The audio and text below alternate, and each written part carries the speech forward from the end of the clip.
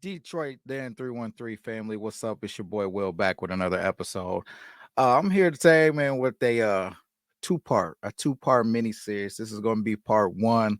Uh, this thing is going to be dubbed Life After Aiden Hutchinson, Life After Hutch 9-5. It's not something that I want to be talking about. It's not something that I'm happy to be talking about, but it is life as we know it. So uh, we got to figure this thing out. So that said, getting right into it, I think the first thing that we need to do as a fan base, as podcasters, as his fellow peers, everybody, we need to stop panicking. We need to stop freaking out. We need to understand that this is real. This isn't a nightmare.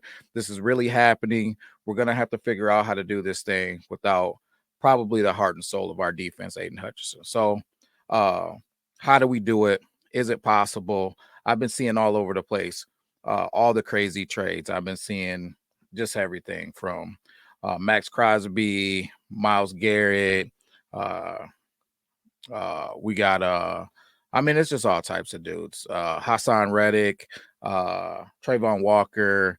It's all the big names, the big splashes, the big ideas, big money. Guys, just being realistic, knowing our guy Brad Holmes, I don't think that that's the route that we're gonna go.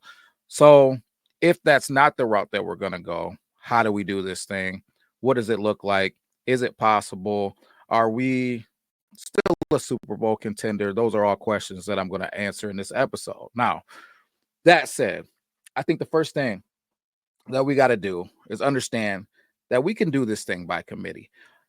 As a defensive coach myself, as I was obviously nowhere near the Detroit Lions level, but at the high school level, and I think every facet of football, though, and those who are football people, put it in the comments if you agree. The first thing that you want to do is stop the run. That's the first thing you want to do.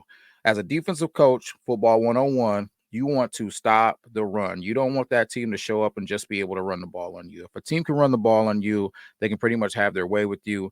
So, as I look at these Detroit Lions, we still have an interior D line that is absolutely beastie. When you're talking about Aleem McNeil, who just got paid again, big money, big money. Hats off, Aleem, well deserved. But you got Aleem McNeil, you got DJ Reader, you got two DTs that to me are Pro Bowl caliber guys, man. They're some of the best DTs in the NFL, and you're not gonna run on those guys up the middle. And as we've seen so far this year, Aleem can give you moments where he can get a pass rush, he can get sacked. So I'm not worried about that interior. And then when I bump out to the outside, I think of somebody like Josh Pascal, right? I think of what I've seen out of Isaac Uku. I think of young guys like um um Makai Wingo. I apologize. Very explosive. And then I think of the savvy veteran that's really coming to his own in Levi Onwuzurike. I think that group is more than capable of being stout in the run game. I think that's a group of guys that I don't have any worries about down in and down out stopping the run. Now, how much of a pass rush that do we have there? That is the true question. And I think there are some things we need to address from a pass rush standpoint, but I don't think it's necessarily that we have to go out and make that big splashy move. So how do you do it? I think that the first thing we need to remember is this.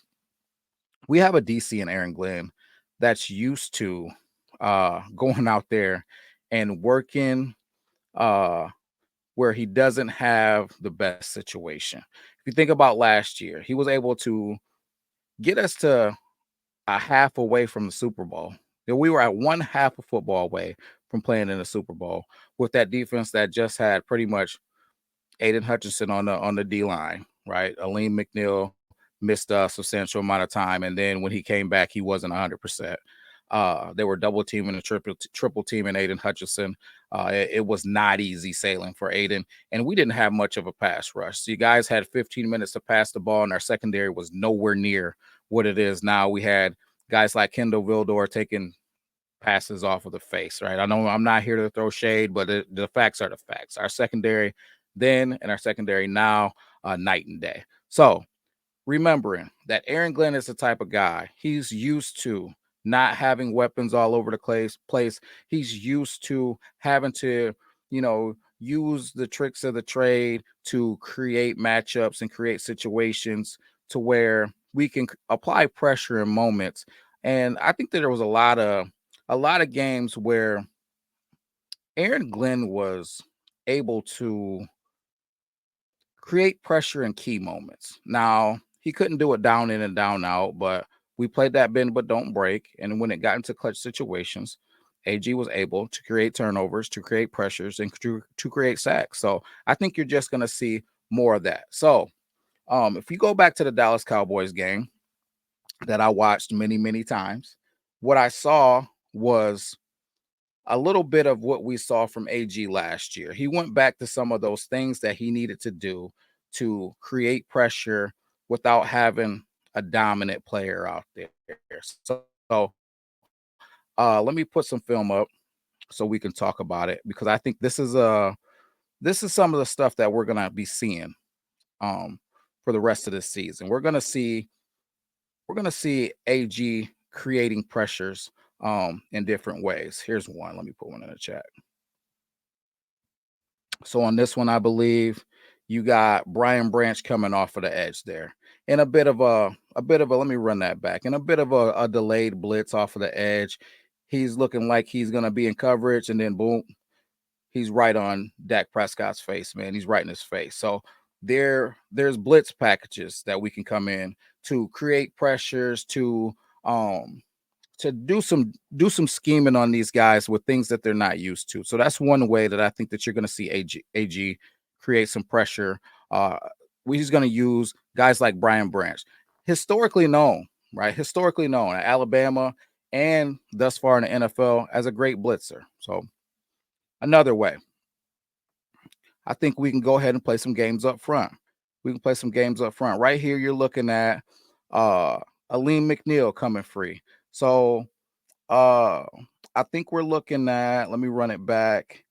We are looking at a linebacker DT pass rush game here, right? So we got the linebacker setting the pick. Boom, Aleem coming off of it tight. Pressure right up the middle. Dak's got to get the ball out of his hands quick. We are creating pressures with pass rush games. Um, and then here's another one, kind of the same type of deal, but you got Josh Pascal getting in the mix, right? So now you got to lean instead of being the guy coming off of the screen, coming off of the pick, you got to lean on run it back, setting the pick, and Pascal coming up, the same thing, right down the middle, pressure in Dak's face, forcing him to get that football out of his hands quickly in completion, right? And last one, my favorite one, of course, is none other than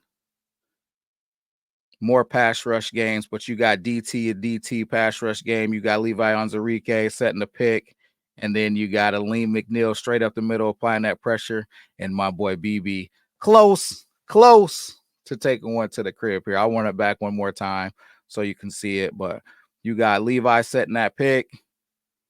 Bang, Levi coming off of it after he sets it up. Pass, you got a pressure right up the middle, and then overthrow, BB's hands. You know he's dangerous with the football in his hands. So when I'm thinking about these Detroit Lions moving forward, do we have an Aiden Hutchinson to replace Aiden Hutchinson? We don't. We don't. I mean, anybody with eyeballs is well aware that we don't have another Aiden Hutchinson on our team. But we do have a DC who's been calling great football. And to me, I've been saying that Aaron Glenn is a phenomenal DC for the whole tenure that he's been here. But it seems like everybody else is finally starting to get on that bandwagon with me. I don't think that's going to change. He's going to be creating pressure with his personnel. He's going to be doing stunts. He's going to be doing exotic blitzes, delayed blitzes, you name it. He's going to be disguising things. He is going to find ways to keep this team competitive or keep this defense competitive. So, guys, don't give up on Aaron Glenn. Don't give up on this defense because we lost Aiden now. Do I think that we're going to do something? I do. We are going to make some type of moves, but I don't think that it's going to be necessarily the big time splashy move. I think that it's going to be more of depth. It's going to be more of a guy who's solid and serviceable, not one of these top 5, top 10 edge rushers in the league. So put it in the comments, guys. Let me know how you're feeling. Let me know if you feel like I'm on track with my thought process. And part 2, I'm going to come with a few guys that I think could fit the mold of guys that could be coming to town to kind of be serviceable guys, depth pieces, or maybe even starting pieces for that edge rush position. But stay tuned. Make sure you subscribe. I'll be